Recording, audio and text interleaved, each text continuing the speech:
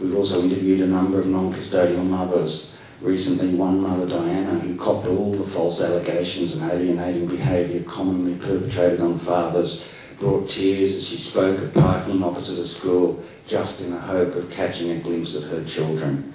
And that is something that many fathers know of, parking somewhere so they can just catch a glimpse of their kids after school.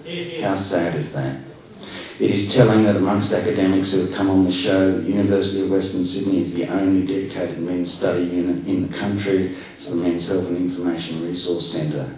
John McDonald and Michael Woods have examined the poor outcomes amongst separated men, who of course have very high death rates and very poor health outcomes, while Men's Health Australia has argued for gender-neutral approaches to domestic violence. This is but a small example of the numerous authors and groups we've interviewed, many focusing on the impacts of family law and its anti-father bias.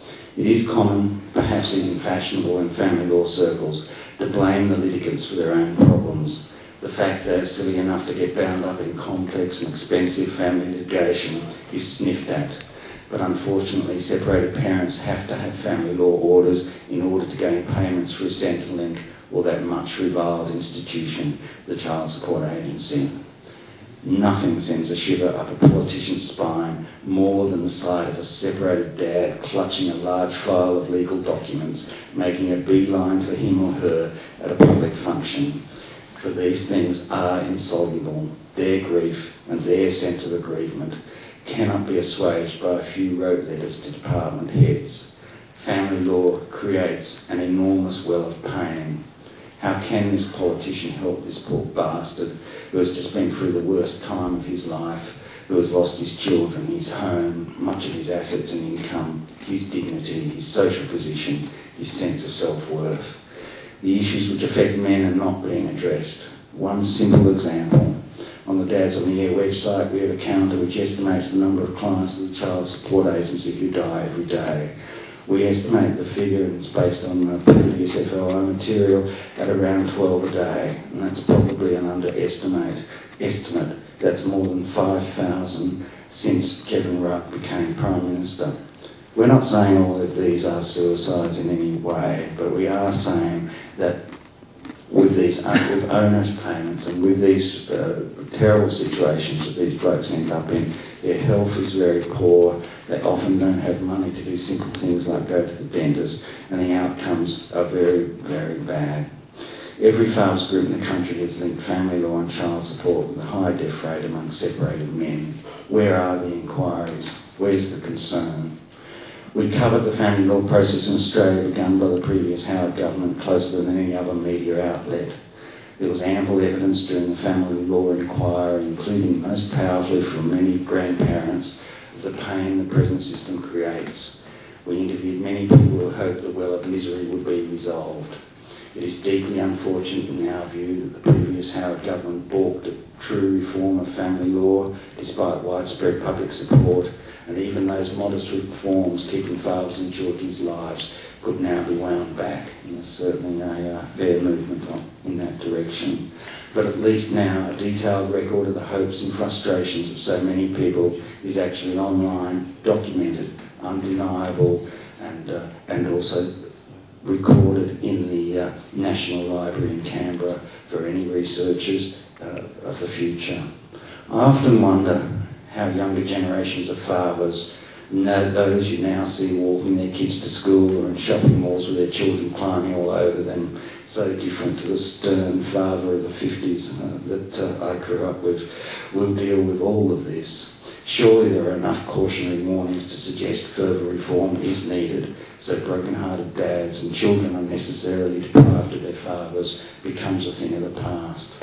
All is not lost, but governments are wise to listen to the voices of the people over those of their own taxpayer-funded academic, bureaucratic and judicial elites. I hope when the history of all this is written, Dads on the Air will be seen as having had a civilising influence on the debate, making available voices and points of view which may otherwise have been ignored. Men are the losers under the present family law regime, but so are we all. And thank you. Next up, we're just sharing the time with Dads on the Air here, is Peter Vanderford. Very proud dad of 5 girls, and a really wonderful contribution he's made to Dads on the Air. So it's Peter Vanderford next. Thank you, ladies and gentlemen. It's a great honour to be invited to speak to you tonight, especially on the topic of family law. Is the man the loser? It's certainly a very emotive subject which touches a raw nerve of many people in our community, including myself. And tonight I speak to you as a casualty of what can only be described as a dreadful experiment in social engineering that's gone horribly, horribly wrong. Family law is the man the loser? Well, of course he is, because the only winners in family law are those involved with the administering of family law, which has now ballooned into a multi-billion-dollar international industry. Unfortunately, and contrary to community perceptions, in the jurisdiction of family law, equality and justice is missing in action. And the real losers are the many millions of responsible non-custodial parents around the world who have been forcibly removed from their biological children against their will by this very industry. So as to the question, is the man the loser? I would have to say a resounding yes, but qualify that by saying he is not alone, because equally so are the many non-custodial mums.